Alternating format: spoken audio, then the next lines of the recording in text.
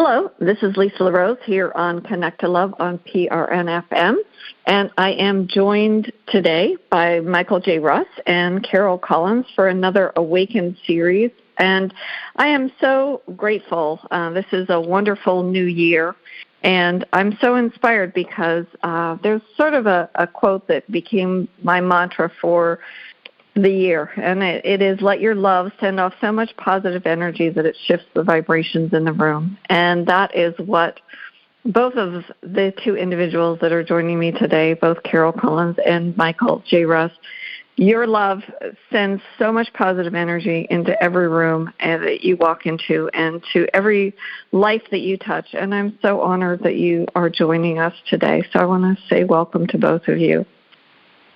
Well, thank you. Good afternoon. I like to say it's me, Carol, because, you know, when the teachers of Yeshua channel through me, it is my voice. And sometimes listeners don't know whether it's me or them, although they do always introduce themselves. I feel a different presence when the teachers are channeling through me. And so I know when it's them, but not everybody else does. But, you know, Lisa, I love that quote. Do you mind saying that quote again? Oh, sure. Let your love send off so much positive energy that shifts the vibrations in the room. Now think about it like this. And I say this because the way that my guide says good morning to me is my guide always says, good morning, Carol. I love you, love you, love you. And they say it like that. I love you, love you, love you. And they say it's the power of threes. But, you know, in classes, and you've probably heard this, Lisa, is that they call themselves love beings. Because human beings, we can reach the point of bliss and, you know, superior joy, but we don't know what it feels like to have purity of love.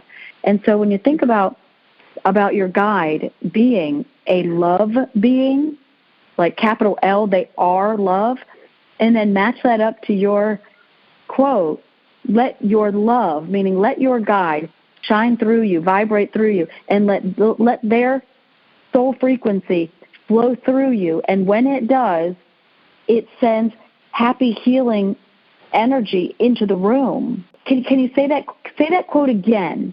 And think of it this time as not just love like your emotion, but your love meaning that love being that guides you. That love being, that non-physical teacher. Say it again. Watch how Michael's hand starts shaking again. Come on. Let your love send off so much positive energy that it shifts the vibrations in the room. Now wait for it. 6, 6, 6, 6, 6, 3, 2, 3, 2, 2, 3, 2, 2, 3, 2, 2, 1. Michael, is your hand vibrating? Yes. And you know that's the shut down my arm. That's the way that your guide is going to make you aware that your mind is ready for automatic writing.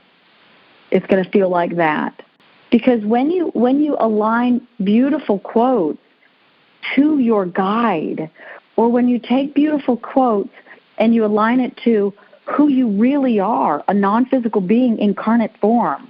When you let that settle in. Now, Lisa, are your legs tingling as well as your cheeks, or just your legs? No, both. My legs are tingling. Yeah. Now, this is so funny because Lisa's in Pennsylvania. Michael, you're in Florida, I'm assuming, and I'm in Virginia. So how did I know that? It's like this. You know, when information comes to me, it's either by way of ocularity, which means I hear it in the mind, see it in the mind, or they speak out loud. And it's just the way it is. And so that tingling sensation for you, Lisa, just means that your guide is doing chakra work. And so if you ever really, really, really wanted to know what chakra work, then create a pie chart with all of the chakras on it, and then another pie chart that is split into fours. So you've got maybe an 8 quadrant for you, because you've got crown is open twice. So you've got an 8 quadrant, 8 segment, one for each chakra, and then crown 1, crown 2. and then another pie chart that's split into fourths. And so one thing that you could do when your legs specifically are tingling at the same time, that means that your guide is doing chakra work. And so that's a good time to just, at any time during the day when you think about it, then go back to your pie charts and see what chakra they were working on. And let's say it was the throat chakra. That's fun. That's fun to know, because that means that you're going to have an easier time understanding people, an easier time comprehending, a textbook or a conversation. But it also means that you're going to speak and think more clearly. So the second pie chart would be front, back, left, right, or front, back, top, bottom, and they're giving me a yes on that one. Front, back, top, bottom. So the front side are things that are coming up. So if your legs were both tingling, this is specifically for you, Lisa. This is not general information for people, but this is what your guide is doing with your body. If both legs are tingling, that means that in that moment they are doing chakra work. So that's a good thing to just sit down and close your eyes and just let them do it. The more quiet time you can give them. Now, why do they do it in the middle of the day? Sometimes the unconscious part of you asks for healing, and they will never say no. And so, but that'll be how they're going to alert you that they're doing chakra work. So then if you have a moment to sit and close your eyes and just relax, great. And if you don't, no big deal, but they just want to be able to let you know in a nonverbal, clairsentient way. Now, so let's say you did the pie chart and it came up with throat chakra. And then you go to the second pie chart and it says front, upper half. So you have front, back, upper half, lower half. That would mean things that are coming up for me that I will be involved in. If it was front and the lower half, that would be things that are coming up that I'm not involved in. So that could be, you could be on the highway driving and you're not involved in the conversations that are happening in the other cars that pass by you. But the vibration of them does find its way into your car as well. We're all in this together. Vibrations do that.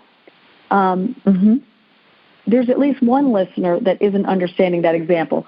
So for that listener, picture it like stopping at a stoplight. When you're at a stoplight and people are all around you, or if you're on the highway in traffic and there's cars all around you, it's not what you hear, like when somebody's got music so loud you can hear what they're playing. It's the vibration of what they have been doing. Have they been frustrated? Have they been happy? Have they been joyful? Have they been mad? Have they been in an argument? Have they been flustered? Are they confused? Do they have massive indecision or work-life balance issues? That's a vibration that emanates from everybody, whatever you've been through. And so if you're in a traffic jam, you're getting conversation, vibrational influence from everybody around you. That would be, in that instance, that would be like when the pie chart says throat chakra and then gives you front quadrant and lower half, because you're not involved in their conversations, but it does influence you. And now for any of the listeners who believe that you are an emotional empath and you feel kind of weak in the knees when you're in groups, not because you're shy, but because the emotions of others are overwhelming, you need a pendulum. And you also need to know, Lisa, your legs are tingling again. Yes, so you they know are. Your guide is doing chakra work. Yeah, your guide is doing chakra work. So for any of the listeners, if you and you know who you are, because some of you are just kind of stopping right now in the middle of doing something. Yeah, that is me. When I get around certain people, I just feel like I need to sit down, and a shortness of breath, almost like you've just run around the block 100 times, and all of a sudden you just feel like you can't even stand up anymore. You're weak and you need to sit down. Now that's always negative emotion that is being pulled into your energy field, and then you have it.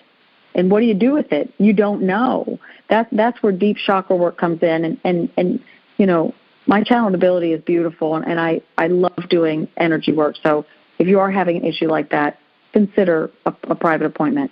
but a pendulum.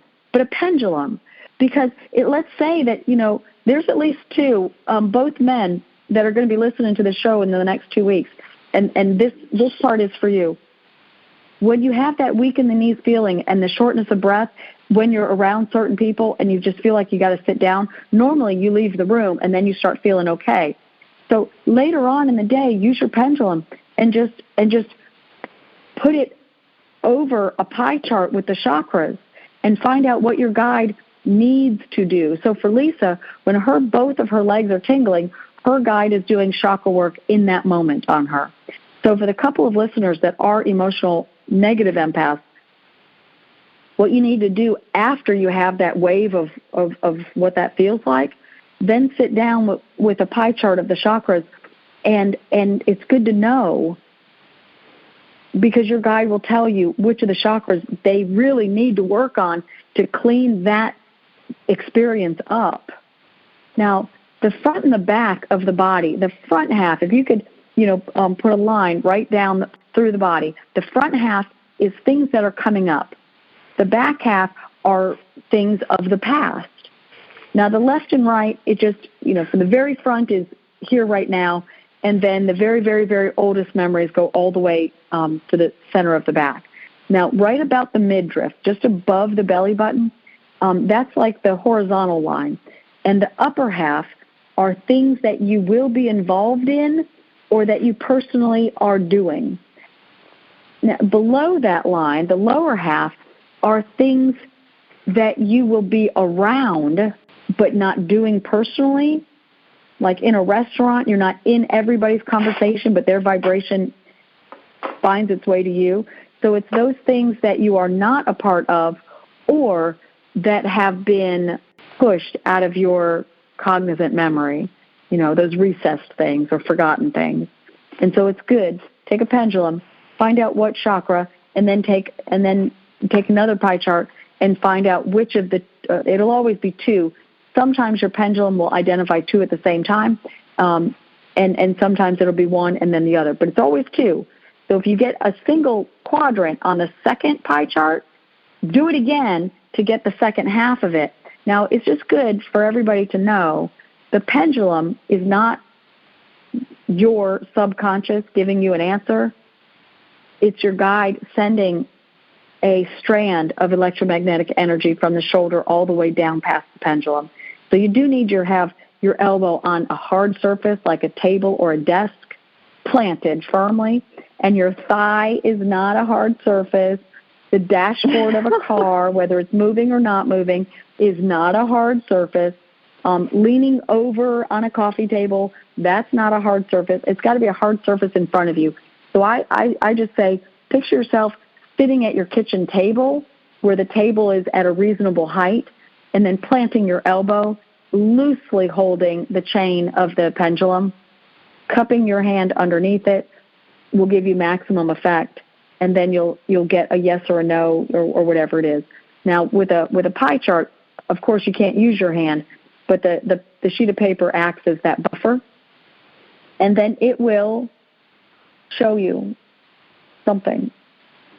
The chakra, it'll show up as one, and on the pie chart of left or of the front, back, upper or lower, it'll always be two answers. And so you got a maximum of 3 questions. And then give yourself just a little bit of time.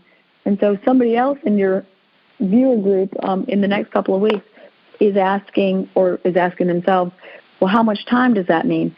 Well, give yourself about 10 minutes. But if you really, really love knowing what your guide is doing and all that stuff, and you don't want to shortchange yourself, then just make another pie chart and put it in increments of 5 minutes up to about an hour, and then watch how you get an answer. And then you know how long. Wow, somebody else, this is so funny. Your listeners are really pushing questions out because the way that the teachers give me information, they always go into the next wave of what your listeners are going to be, the near future. And so you've got some other listeners that are going to be asking. I hope all of the listeners, as you are identifying that these comments are for you, post it in the comments or send the podcast an email or something so that you feel heard and acknowledged as being one of the people that the teachers are talking about. So yes, you can ask them anything. Is there a right or a wrong about the pendulum? Yes. You can hold it too tight and you can have your elbow wobbly or not squeezed next to your side. So yes. Can you ask other questions? Yes. Is it good to sit down for chakra work? Yes. Curl up on the couch with a warm blanket and just sitting up, not sleeping, and they'll do all of that. Is circulation problems chakra work that I spoke about a moment ago about Lisa's legs tingling? No. If you've got where your blood is constricted and you've got your leg falls asleep, that's not the same thing. What Lisa is feeling is tingly ripples going up and down her legs, like the goosebumps, not like losing circulation. It's more like goosebumps. It is not a spirit wafting through you. It is clairsentience, which means the skin is responding to awareness that your guide is doing some kind of energy work. And so for Lisa specifically, it's both legs. And I think that's major and minor things here. Yes, you can ask your guide to do chakra work. That's another question that's coming in. Can you ask your guide to do chakra work? Yes. And you could say, I'm free on Saturday from 11 to 12. Can you make it that specific? Yes. What about if I go to bed early and I don't fall asleep? If I go to bed, another question. What about if I go to bed and I can't fall asleep? Is it okay to ask for chakra work without giving them notice? Yes. Do you have to do the pendulum first to know what they're doing? No, but you could wake up the next day and do the pendulum and find out. Do you have to know? No, but it does help what they did to settle in stronger. And so, but it's fun, and your guides love. It's nonverbal, two-way dialogue. Do more of that. Wow, you've got a powerful group of listeners in this next wave, or else they're just asking a lot of questions this time. That's all there is for now. That's wonderful. I just want to mention real quick, on Instagram, americas.medium, there are messages that come through the teachers, and the one that was posted, I believe it was like 20 hours ago, is when we're doing the show, was, we love you. We say this often and you do not hear us. We are wanting to speak with you about so many things. We are loving you no matter what. We have a love for all people. We know that you think you can live life with efforting, and you can, but it isn't satisfying. You're wanting help manifesting. That is what we're here for. We love you. And it really echoes that, because I love it that they bring in first that we love you, and that they say, we say this often and you do not hear us. I would love for the teachers to speak to our audience and to Michael and I about how perhaps we can better tune in. How can we hear more clearly? Oh, this is nice. Yeah. This is a good conversation to have. This is Yeshua to speak. There are 5 teachers, and when we bring in more than 2 of us, then we just call ourselves Yeshua. Otherwise, we just identify that we are here, and that's how it is. So at this moment, there's 5 teachers of healing in the room and having this conversation. Lisa, dear, thank you so much for bringing that quote up. Now, what Carol does every Sunday is we dictate a quote to her, and then she schedules it, and she does Monday through Sunday. And so those are not quotes found in books. They are not random quotes found on the Internet. They are not the newest trendy way to phrase things. We identify what her followers are needing, and we create a quote, and then she posts it. Now, we always post it at 2:30 p.m. United States East Coast time, because it's when they will feel the vibration of it and then eventually look at it. The vibration will come through. But 2:30, and there's no superstition here. We just know who her avid followers are, and so we use 2:30. Now, if she's doing things timely, then after it's on Instagram, then she posts it to her Facebook page, the America's Medium Facebook page. And so those quotes are not in books, and they're also not random, and they're also not reused. These are unique quotes every single day, but they're a week at a time. Now, Lisa, dear, we do love people, but when we love is an action. It is an activity. When we love, in parentheses, love on, we love on people. But when we are doing love, we are sending Sumari, which is what we talked about before the show. We're sending Sumari. And so we love all people, because we send waves of intuited Sumari and also vibrations of healing. Now, we say vibrations of healing, and that's a very generalized term, but it does sometimes leave a little bit to be desired. It is the vibration of the instrument of healing. The instrument of non-physical healing are words, and those collection of words equal a language of healing that is called Sumari, S-U-M-A-R-I. Sumari is a non-physical language, although if you were to research it on your internet or in history books, you would find some evidence that Sumari is a form of Arabic. It is not Old Arabic, but in ancient times, some people spoke as a channeler, and non-physical teachers brought Sumari into the world so that there would be the language of love. The language of love is heal thyself. Heal thyself. But you've lost the memory of what that means. The language of love is the language of healing. The language of healing is Sumari. Sumari is a non-physical language used as an instrument to separate energies. And in the case of human beings, we separate negative emotion from an idea. And then we uncreate the dense emotion and we bring it down to happy. And then we recombine it with the idea. And in that way, you still have the creative idea, but doubt, for instance, is removed and gentle is added to it. Gentle is the nicest form of happy. And so that quote, there's a double meaning there is what we're saying. It is nice words on paper, but we're also talking to the unconscious part of you. We are loving you. We are, in other words, sending the instrument of Sumari healing into your non-physical body.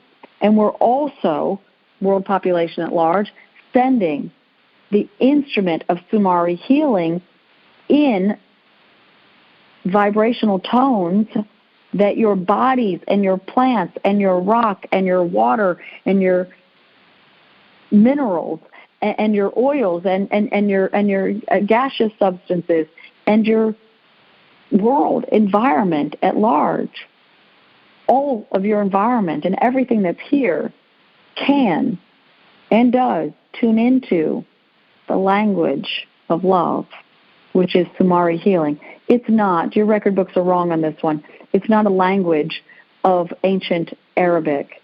It was spoken in the world, and it was spoken a very long time ago, and then intermittently since then. But we'll do some of it for you if you like. Absolutely, Michael. Absolutely. Any intentions? Any intentions on what we can heal with it? Is there something you'd like us to? We could do it for general healing for the world's population, for peace on earth, or a specific thing. My cat keeps clawing my furniture, or well, maybe is there something general about the listeners. I don't have anything going on there. You know, I think there's a lot of negative energy out there that people are absorbing, and that let's really do it for the trees then. Yeah, let's do it for the trees then, because here we are on January 2024, and it's winter in the northern hemisphere. It's winter, and so the trees were not designed. They were not created to go dormant in winter. Your grasses and your plants were not designed to go dormant in winter. And it's not that you have hardy variety and no hardy variety, but people have identified hardy and not hardy. But the plants and the trees, they could use a little bit of help. So do you mind if we do a little bit for the outdoor plants that are not in full bloom and should that would be beautiful. Absolutely. Okay. One moment, please.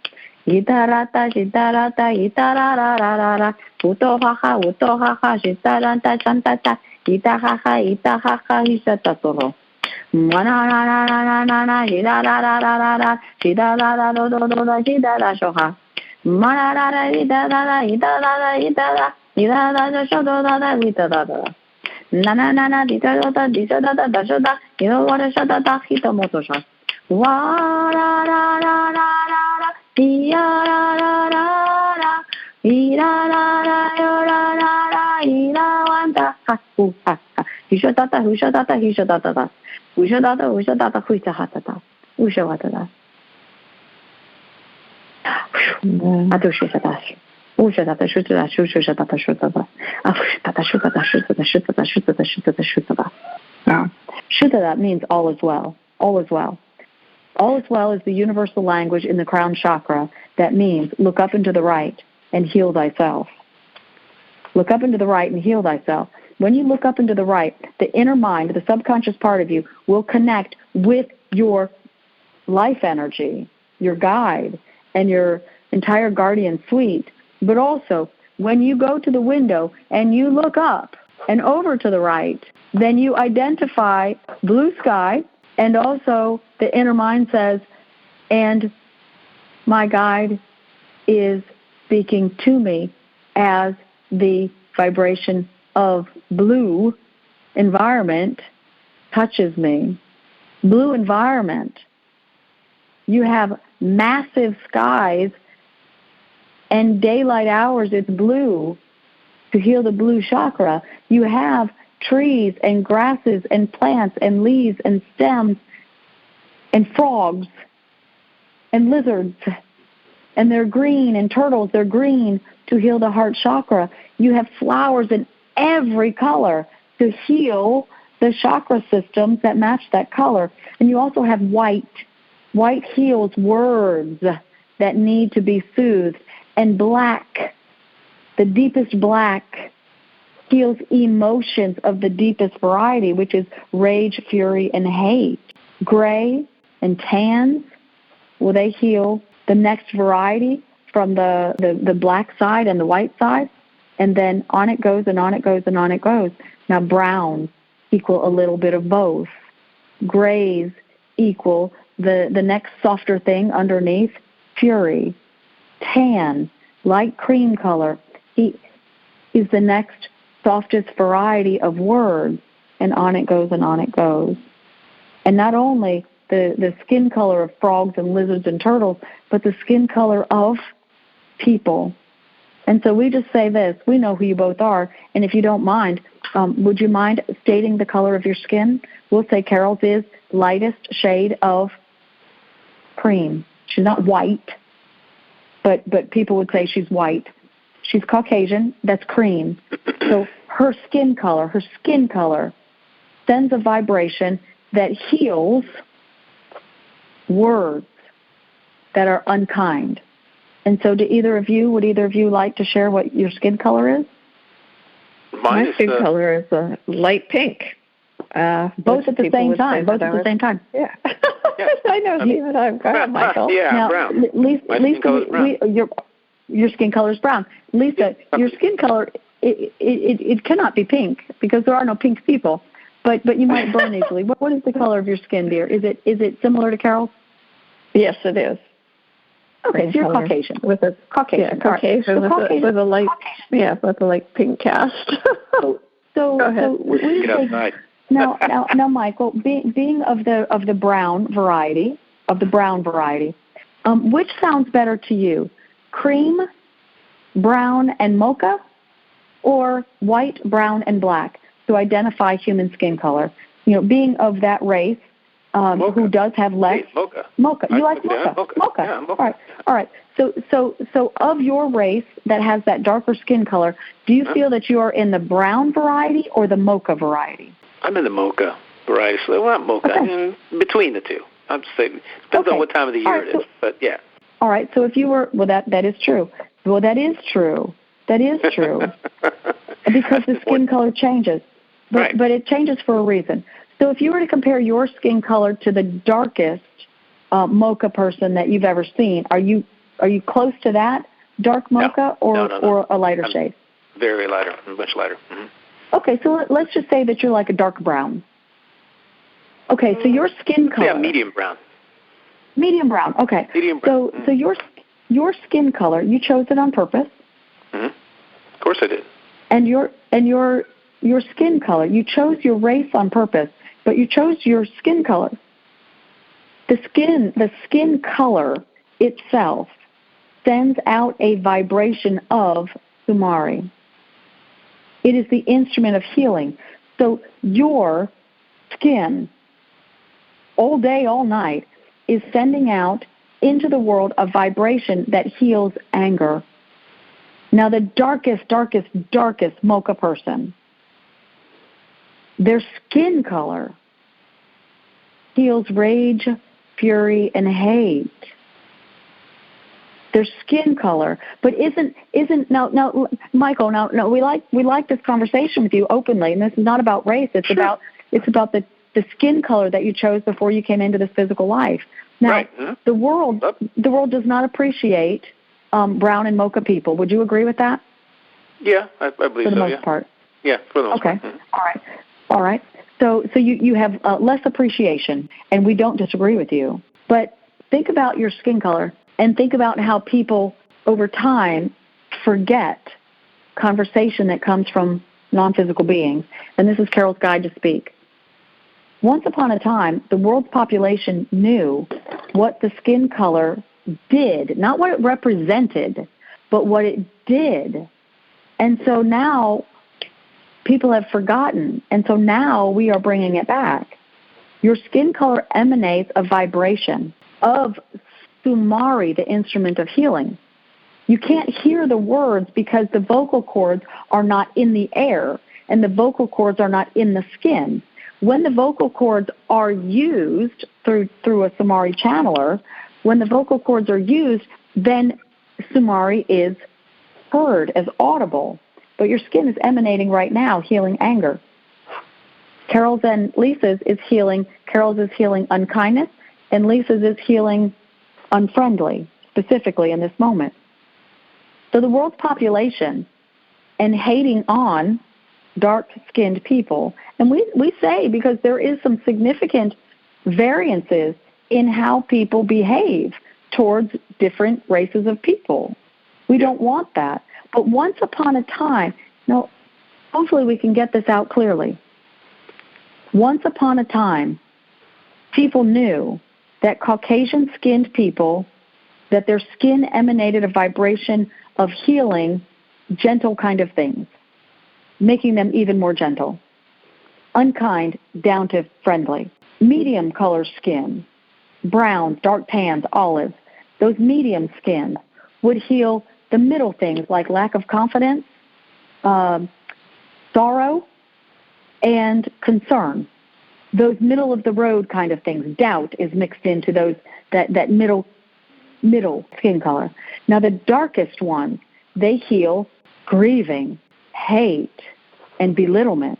So if you've got eons of time and population of the world has just increased and decreased and increased and increased over the millennium, meaning billions of years. And in the very beginning, the world's population understood what skin color did for the world. And it has forgotten that, but it has not forgotten that light skin color is associated to nice, and darkest skin color is associated to anger. Your dark-skinned cultures are not angry people. They're not angry people. Their skin color heals anger, or worse. But do you see how the world has forgotten that and diluted it down to black people are mean, or white people are friendlier, black people are scary, white people are not scary? That is all messed up. It's messed up, diluted, mixed up. But in the beginning, if we could go back 5 billion years, if we could go all the way back to when this race of man first entered the world, it was known at that time that those skin colors, all of them were blessed skin colors, and all of those skin colors healed emotional densities of different levels. White people aren't better than, they just heal something different than. Dark people aren't worse than nor better than, they heal something different than. Now the words and the temperament and the actions and the behaviors and the occupations of people matter not. The skin color itself sends a vibration, and in the vibration, the intelligence within your cellular structure, the intelligence emits sumari constantly and angles towards specific types of emotions that are available in your world. We love the light-skinned, the medium-skinned, and the dark-skinned, and the darkest skinned, because you all are doing something you just didn't even know. You didn't even know that you are walking, talking, breathing healers of emotions. We hope that you and the Caucasian race and the medium brown race and the mocha races start to learn that, and we hope to bring a little bit more peace to the world with that information. Feel free to use it with people. But also, if you don't know it, if you have, as a race of people, forgotten it, well, then we're the blessed ones because we get to bring it back and say it to you. We love people. We love people. And we love all skin colors. And we love freckled people. And we like blended colors. And we like when people are in a family with different shades. Now, if you have a parent who is light-skinned and brown-skinned, and then you've got a child who has a shade of skin that's a mixture of the two, what are they healing for each other? Everything except for the fury, rage, and grieving at the far end. We want every funeral home director to have someone on staff that is of the deepest mocha skin, because their skin would vibrate into those sanctuaries of prayer, and it would help them. We want every hospice area and every nursing home to have people of every color, but especially those in the darkest hues of mocha, because there's so much sorrow and grieving and memory loss. And you have you can't hear sumari that emanates from the skin. You can't hear the healing vibration, and you can't hear the tone and the notes and the melodies, but it's there. And the cells of your skin, we'd like every cancer patient to just flip through pictures of mocha people, just for the sake of, because in the internet it doesn't matter. They don't have to be sitting next to you. You could help bring back short-term memory loss by flipping through all shades of colors of people. How about that? It's amazing. Because you emanate. It is. Yeah, you emanate a vibration of sumari. It's specific phrases that are emanated, constantly, 24/7. But you get the idea. You get the idea. Now, people that have stepped into the world as sumari channelers, there's only about 12 of them that are aware of their ability in the world today. And we're going to, one by one, handpick them and show them that they are a sumari channeler from birth. And so we're going to bring more and more and more into the world, and we hope that the world loves it. We know that they will, but governments will need a little bit of convincing, and once they are convinced, well, then we think that the world is going to have something to work with. We are not going to heal your planet of everything, because that which you created, you do get to play a part in fixing. And so maybe it was your ancestors, but you know, maybe 1,500 years ago, maybe you were walking on this planet and was one of the ones that made some of the mistakes. You don't know. So don't cast blame backwards or forwards. Everybody is in this together, and everybody has the ability to just sit back and say, oh, I learned something today. My skin color is chosen, and my skin color does something. Now that's adding pride to all of those races, but especially the ones of the dark browns and mochas, because they have suffered. They have suffered in comparison to others. Now why? Why are there more light-skinned people in the world? And there are. When you go by statistics, there are more light-colored skin in the world. And we are happy. Don't take this the wrong way, but we're happy that that is the case. Because if it was the reverse, that would mean that your entire race of people had a predominance of rage, fury, hate, and grieving. But you don't. You don't. It's not that we want the mocha race to dwindle to nothing, but we do want to shift what that dark mocha heals, and we want to pull that down so that they're healing.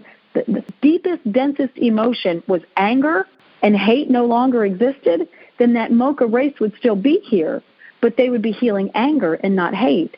Do you see where we're going with this? So everybody gets to be here, but it's all by percentages.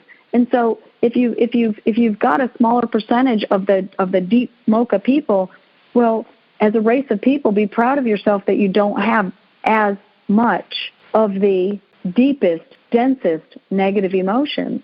We want everybody to just say, well, can we get all the way down to where everybody's happy? And we say we would love for that to be. And if and when that is ever the case, you will have a perfect balance in population of every skin color. So we don't want anybody. We don't want anybody to feel inferior based on their skin color, because, well, those dark mocha people are healing things for the world, and they're not getting credit for it. So credit where credit is due. We love you, love you, love you. Deepest mocha people. Awesome.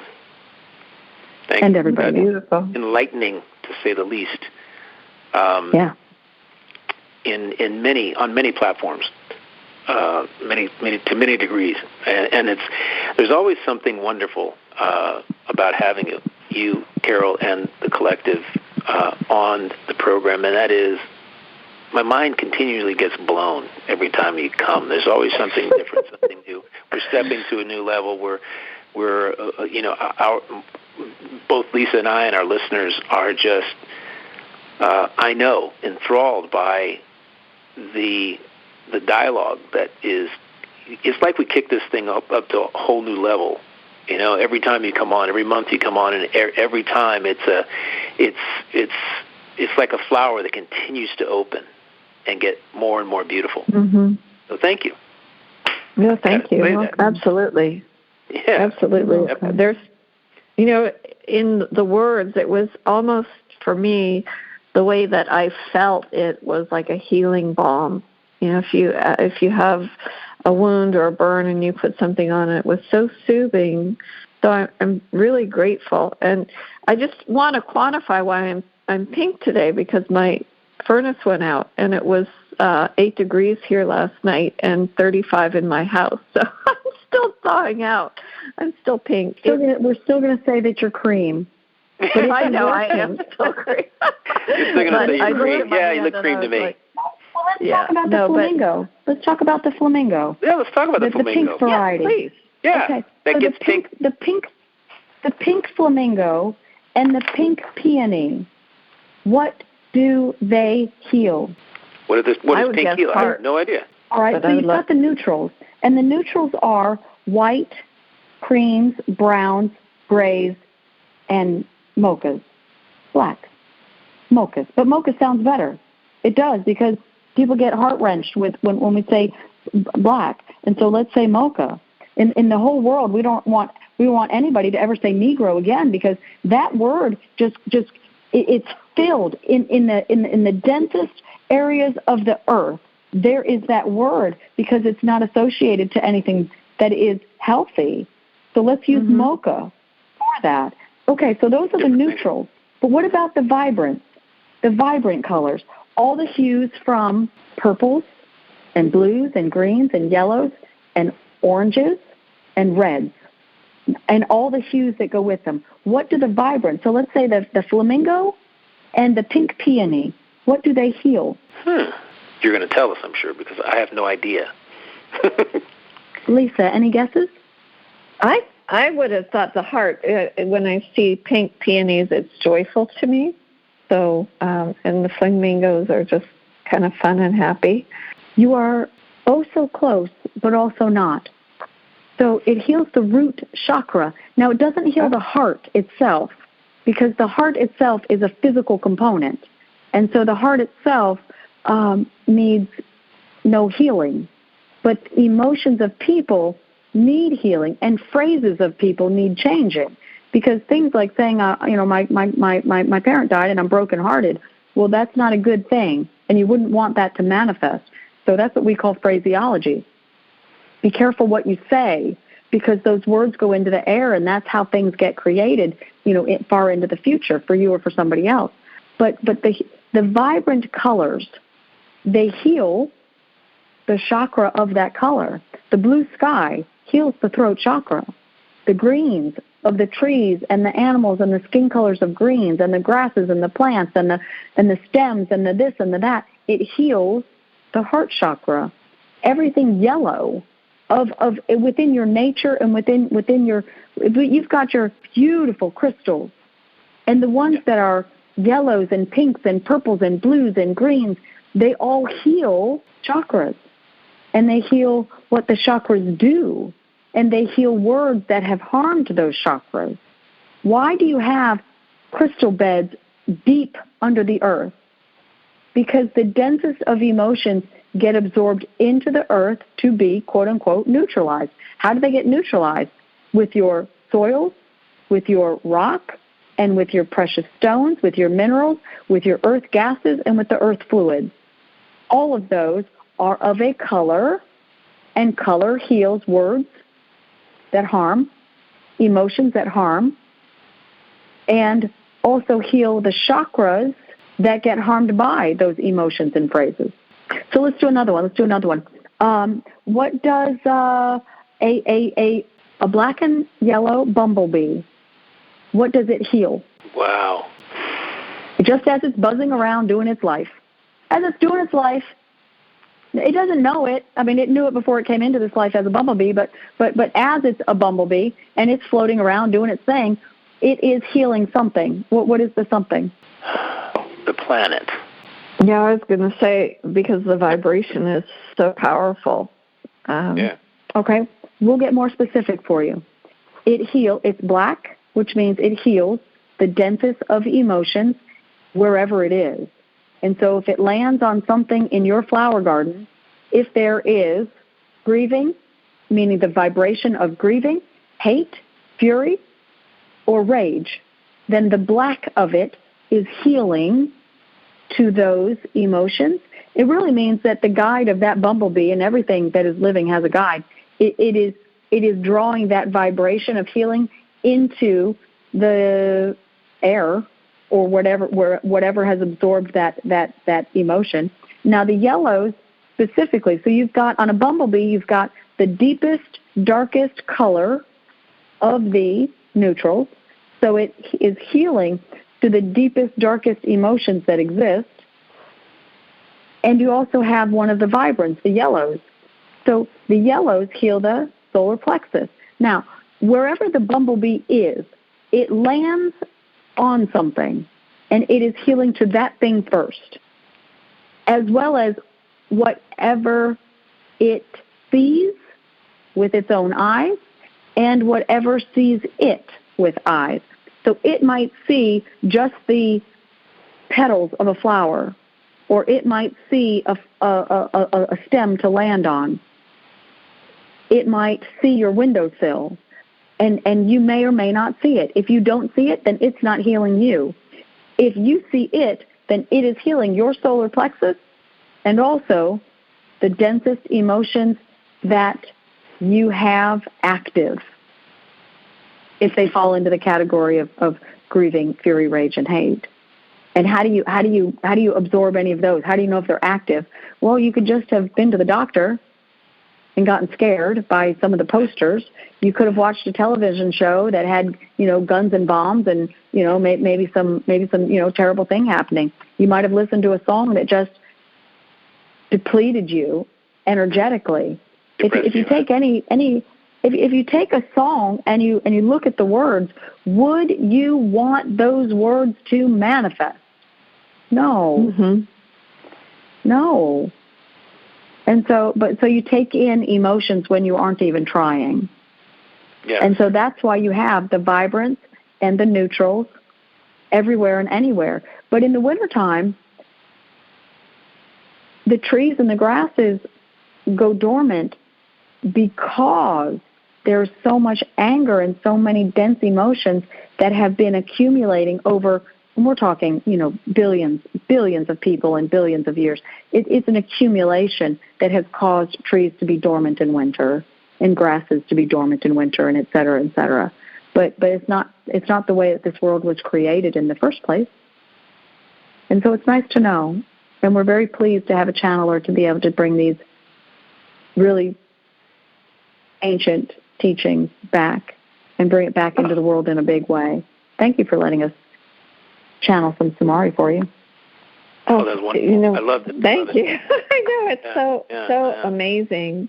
And I just want to mention for our audience members who may be new to Carol Collins and the teachers, I would encourage you to go to americas-medium.com because there are so many profound teachings in the classes, both the unfoldment classes and the art of self-healing, and also the workshops, the Our Knowing workshops, and some of the other things. And I just want to mention, because it just came out, hot off the press is the new book, Influence, Nuggets of Wisdom by Carol Collins and the teachers. And I am so excited to get my copy. It just, the teachers, what they bring through is just so profound and so amazing. And the languaging, everything is deliberate. And in the class that I most recently attended, the book is for healing. And it was recommended. I hope it's okay that I share this, to purchase a copy and put it under your pillow, but also read it, of course, and maybe read it or not read it. I mean, reading it is good. So this is Yeshua to Speak. There's 4 guides in this conversation. So everything is deliberate in this woman, and we say this woman, the voice of us. The voice of us is Carol Collins, and so she did not write the book. We did. But we could not have the book in bookstores if it wasn't for her. So her name is on the book, but so is ours. And we love that because we have conversations with her all of the time. And we talk about people are not understanding that you are in a limited capacity. You are a vibrational being. You are a non-physical vibrational being having a physical life experience. You are an entity being. You are in the non-physical place. You are not a baby. You are a big, knowledgeable being, and you're in the physical body, and you chose to be in the physical body on purpose, and you knew that there was some limitation of your abilities. What you have put into your physical life is 3 things: the ability to collect information, the ability to manifest with it, and if you found a desire to have conversation, true conversation with your non-physical team, then the ability to translate their vibrational conversation into your first language would surface. So you have 3 capabilities. But after you die and you're back in the non-physical place, you have those 3 capabilities times a lot. Your non-physical being can do so many things, but you can't do all of those things in the physical body because you didn't bring all of those abilities into the physical world with you. And everybody brings the same 3. It is a learning environment. You're not sent here because you were bad. You came here because you knew that this was the right place for you to learn how to do some things as a soul being. And so your ability to manage your lives is limited. And that's why you have a guide. It's why one of your teachers, and you don't go to a classroom and sit at a desk exactly, but you do have a teacher. You all have a teacher, and that teacher is your guide, and they're with you your entire life. From the moment just before you were born all the way to just after the moment that your life has completed. And then you connect again as soon as you're back in the non-physical place, and then you review your life with that teacher who is there with you the whole time, and they are with you the whole entire time. Yes. But in the world, you've forgotten that. We're here to remind you of it, and we like doing that. Awesome. Totally amazing. It's been wonderful having you on. One more month, people. In a month, Carol is with us every month, and those of you who the collective referenced during this hour-long conversation, we hope that you stick with us and that the information does resonate with you, that you're with us for a reason. We love it. And I only have one thing to say to you, Carol. Shoot-ta-ta. Well, let's say it this way. Human beings are, and this is James to Speak, Carol's guide, human beings don't have the ability to speak Sumari, but maybe one day you will. So let's just say this, Shutara. But let's say it like this. And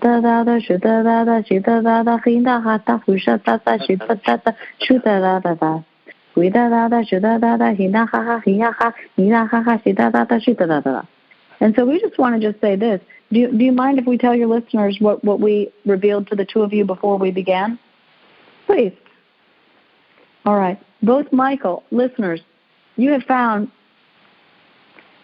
the one and only podcast where both of the host and the co-host are Sumari channelers. They didn't know it until right before this taping of this episode began, and we revealed it to them. We brought it out in them. Now, Carol's been doing this for a little while. They've been doing it literally for an hour and 10 minutes. But that does not mean that they're not good at it. They built it into this lifetime, and when the moment came, it would surface and surface perfectly. And there are 7 listeners who are the same thing. You don't know it yet, but if you get your pendulum out and just ask, am I one of those 7? Or did I build in to be a Sumari channeler? Did I build in for my guide? This is the best way to phrase it.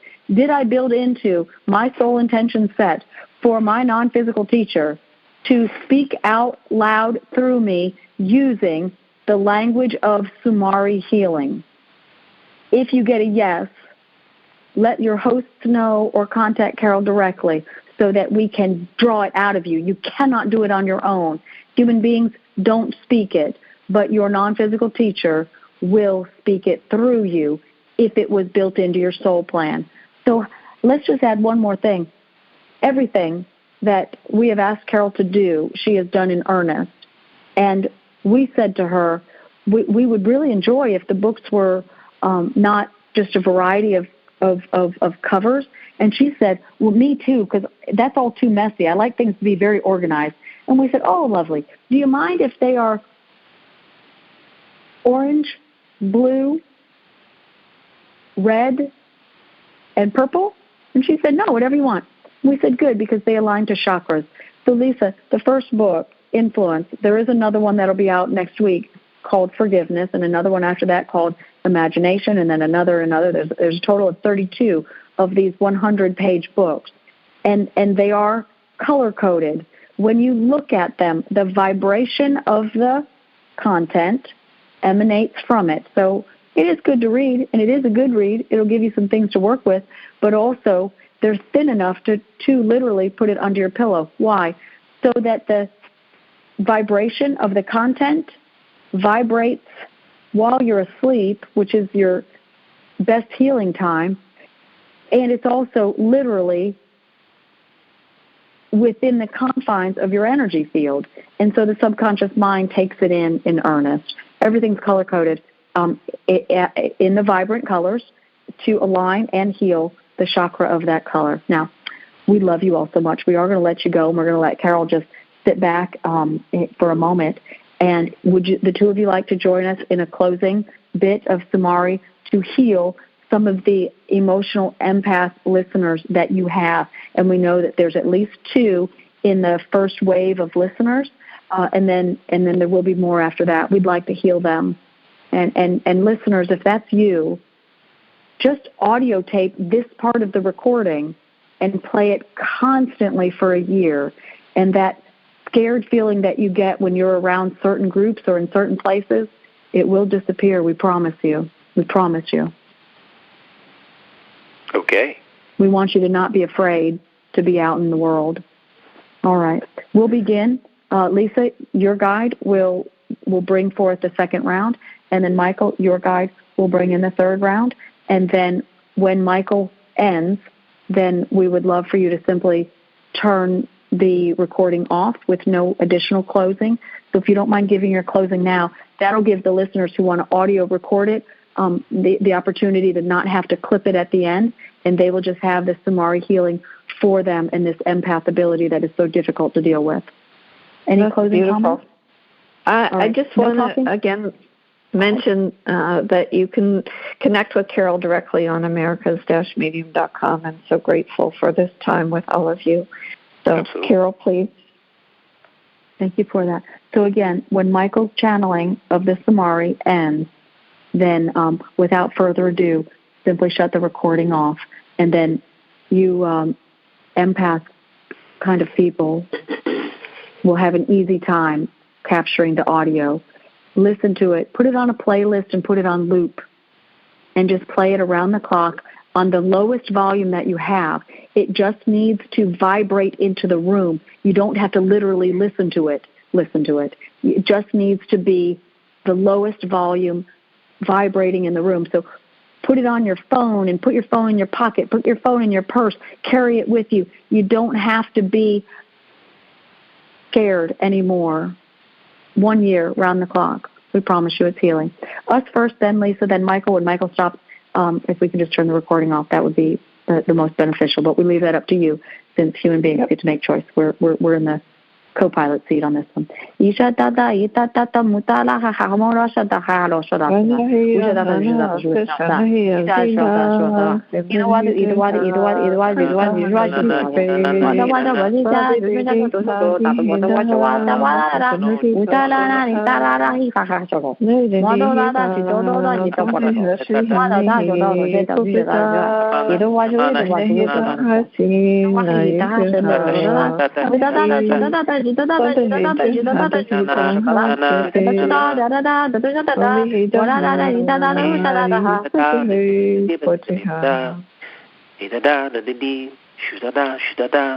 Hinana, oh na.